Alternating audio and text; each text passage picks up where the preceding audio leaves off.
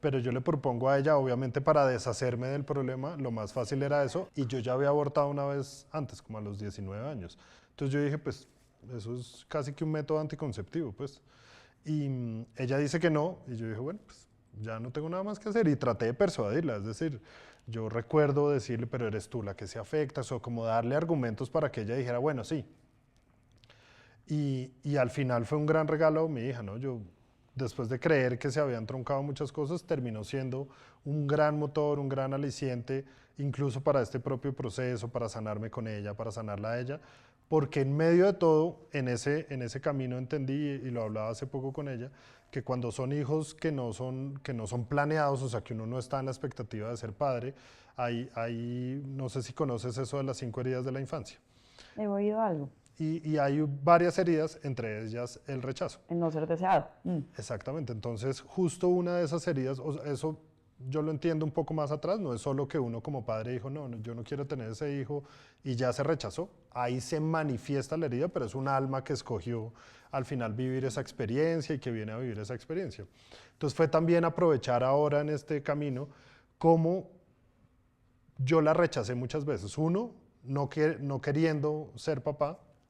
Dos, cuando ya dije, bueno, no hay nada que hacer, me tengo que montar en la idea de ser papá. Yo quiero un niño, ¿no? Porque entonces además era muy machista en esa época, yo un niño más fácil, tal. Claro, Y porque es que entonces le decían no los amigos y perdón está, porque además es un término muy maluco, las que hace boca arriba las paga boca abajo y no sé qué. Y yo decía, no, yo ahora qué voy a hacer, Jesús, o sea, y pum, preciso niña, ¿no? Entonces todo al final fue un gran aprendizaje para mí, pero viene desde empezar a, por ejemplo, no sé si te haya hecho sentido eso, pero yo empecé a hablar con mi hija alrededor de eso, ¿no? Alrededor de ese proceso en el que en algún momento, sin ninguna mala intención, sino producto del miedo, tuve un rechazo hacia ella, ¿no? Hacia su existencia. sí, yo también lo hablaba con Salvador.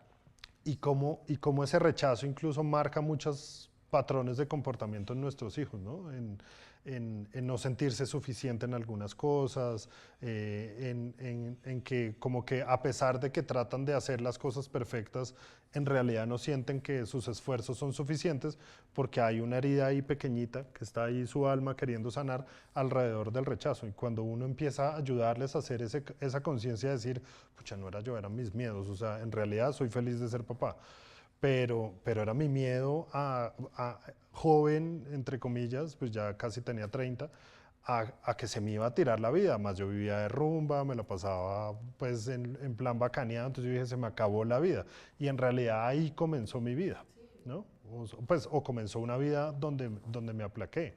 Entonces es chévere también para quienes nos puedan ver, ya que tú has tenido esa conversación con Salvador, uno poder conversar con los hijos, ¿no? Como quitarle tanto tabú a muchas conversaciones que es, Sí, yo, no, no, es que está muy chiquito, ¿cómo le yo me he vas a vuelto muy decir amiga de eso? Salvador. Somos amigos. O sea, si algo tenemos Salva y yo, es ese vínculo, pues que más allá de que me vea como su mamá y su figura materna, ¿no? La que pone las reglas, la que hemos tratado de tener una conversación, pues muy genuina y muy basada, pues obviamente en el amor, pero en la constante evolución, porque yo también estoy creciendo con él en muchos aspectos.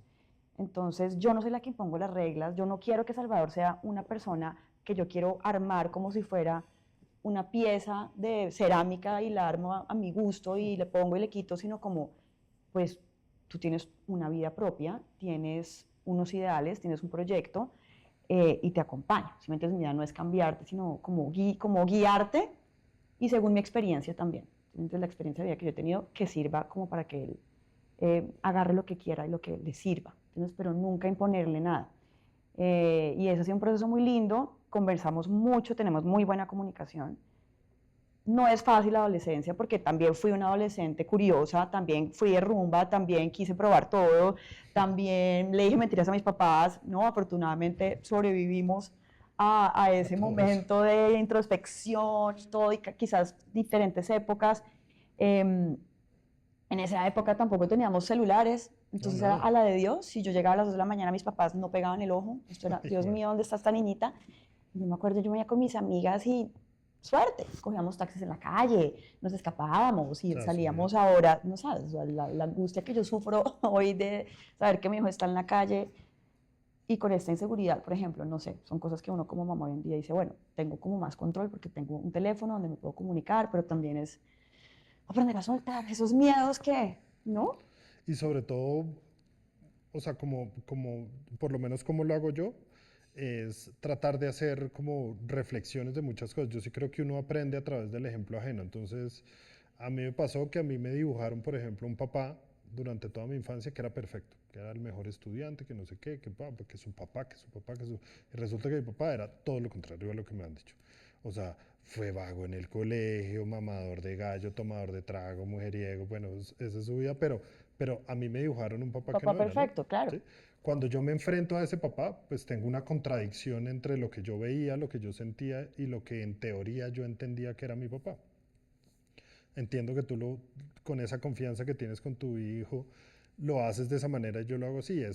Un consejo a los papás es como humanizarse Somos humanos y tenemos errores, claramente. y saber que a pesar de que tengamos todo el amor posible, causamos heridas. En presencia, en ausencia, en excesivo control, en Ujú. excesivo soltar, ¿no? Uno cree que dice, no, yo le dejo a mi hijo la libertad de que, a mi hija la libertad de que haga lo que ella quiera. En mi caso yo a veces me excedo en eso. Y digo, pucha, de pronto ella va a sentir que yo no estoy tan presente en algunas cosas porque le doy Mucha excesiva libertad, sí, yo libertad también lo he y, hecho. o por el contrario, en otras cosas como que aprieto un poquito más y tengo más control, entonces de pronto se va a sentir atosigada, pero al final es el proceso de ir entendiendo qué es, qué proceso a ellos los hace sentido y los afecta o no, a pesar de yo hacerlo con mucho amor. Entonces mis conversaciones con mi hija, como para contarle a alguien si le sirve, es ¿qué sientes? No, ya no es qué pasó, ¿qué sientes? ¿No? ¿Qué pasaba por tu cabeza cuando tomaste esa decisión? ¿Qué pasaba por tu cabeza cuando respondiste de esta manera? Cuéntame, quiero saber qué emociones sentías. Vive la emoción, no es que me da rabia por esto, por esto, por esto, por esto. Y empezar a tratar de ayudarle a desenredar esa mente tan difícil que es uno de adolescente, ¿no? Porque una persona hace poco me decía es que los adolescentes es que adolecen, ¿no? Entonces, Viene del dolor, sí, eso. es un dolor de cambios, de crecimiento. Entonces, ayudarle como a procesar esas emociones, a conectarse, a decirle, mire, mira, yo me equivoqué de esta manera, yo hice esto, yo hice esto, yo hice esto, aprendí esto con estos errores, te lo cuento para que lo tengas como si leyeras un libro Sí, y de algo te sirva, de información incluso de pronto no presente y cometas los sí, lo que tú mismos... dices es humanizarse porque pues perfectos no somos ni podemos darles el mejor ejemplo siempre. ¿Entiendes? Ujú, Errores también hemos cometido y seguiremos cometiendo. Pero yo creo que sí, va más desde el acompañamiento, desde la comunicación, desde el amor, desde la honestidad. Em, y como te digo, él también hacía una compañía para mí. claro. Entonces es un niño ya que va a cumplir 18 años. em, Hemos tenido la oportunidad de viajar juntos, Algo vi que hicieron un de viaje tener como esos larguísimo, ¿no? momentos, sí, hemos ido pues fuimos a la Asia 2 meses, fuimos como a Qué nota. buscar como temas más de introspección, como de culturas un poquito que le llamen más la atención, como en su modo de pensar. A Salvador le gusta mucho la meditación, Qué nota. eh, está más guiado, digamos, como por pensamientos más budistas que una religión Religión, cristiana, ¿sí me sí, sí, entiendes? sí. Como que él es un niño muy profundo en su espiritualidad. Entonces estamos buscando más como ese camino y mientras que yo lo puedo acompañar y Qué también nota, sí. seguir ese paso que me parece divino que él me está enseñando más a mí. Por ejemplo, él medita. Yo nunca en la vida he meditado. O sea, mi cabeza va a mil lugares. Creo que tengo TH, o sea, verdad, mi nivel de desconcentración es pleno. Me pasa. Y este niñito se sienta en el jardín de la casa y medita desde chiquito. Entonces yo le dije, Salma, me encantaría que, yo sé que no te pueden enseñar a meditar, pero sí como guiar ciertos Ir pasos para que puedas aprendiendo otras llegar a cosas, un... ¿no? Entonces, eso es muy bonito de Salvador, por ejemplo, como la paz mental que él tiene, su espiritualidad, su calma para resolver situaciones complicadas. Yo a veces tengo un problema y es, me voy por la ira, no sé cómo resolverlo, me pasó esto con esta persona y estoy histérica, me dice, calma, ¿no? ¿Quién es la que está sufriendo aquí? Tú, porque la otra persona, o sea, como que me da unos consejos como si fuera, no sé, el guía espiritual, ¿sí me entiendes? Pues es un O gran la maestro para calma, ti. es un gran maestro de vida, Pues por eso se impresionante. llama Salvador. Y viene como de ese, sí, de ese lado de calma, que creo que el papá también ha influido mucho, Sí. el papá también ha tenido un proceso muy bonito de transformación, personal y ha llevado mucho a Salva en ese proceso. Y eso para mí es una gran ayuda. Por lo que te digo, yo soy, en ese sentido, soy muy contraria a Salva porque soy errática y soy a veces me dejo llevar como las emociones. por las emociones y Salva es todo lo opuesto, es la calma absoluta. Entonces, en esos opuestos encontramos un equilibrio muy bonito. Entonces, sí, él es como un mentor para mí, realmente ha sido como una guía. Y pues, sí. Y cómo esos procesos tan bonitos de los papás impactan a los hijos. Yo también cuando arranqué este proceso, o sea, mi hija también se empezó a involucrar, no sé si medita, pero pues, está en muchos procesos terapéuticos y hace cosas, constelaciones y demás, a una edad muy joven que yo la veo muy liviana comparándome a mi edad, a la edad de ella, ¿no? Entonces, como nosotros recorrer un camino, si bien lo hacemos para nosotros, impacta indiscutiblemente en nuestros hijos y cómo también tomar eso como una iniciativa, un aliciente para hacer procesos como de introspección, de conciencia, de verlos a ellos como maestros, no simplemente nosotros como quienes tenemos la razón, Sí, exacto. sino que ellos nos enseñan muchísimo Pero a lo total. largo de su vida. Ana, muchas gracias por estar acá. Bueno, Gracias muchas por gracias por abrir este tu vida. espacio. Muchas gracias. Me encantó.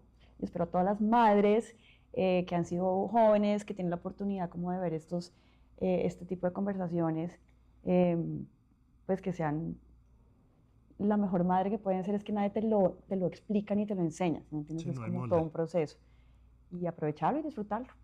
Felicitaciones, gracias. Bueno, a ustedes.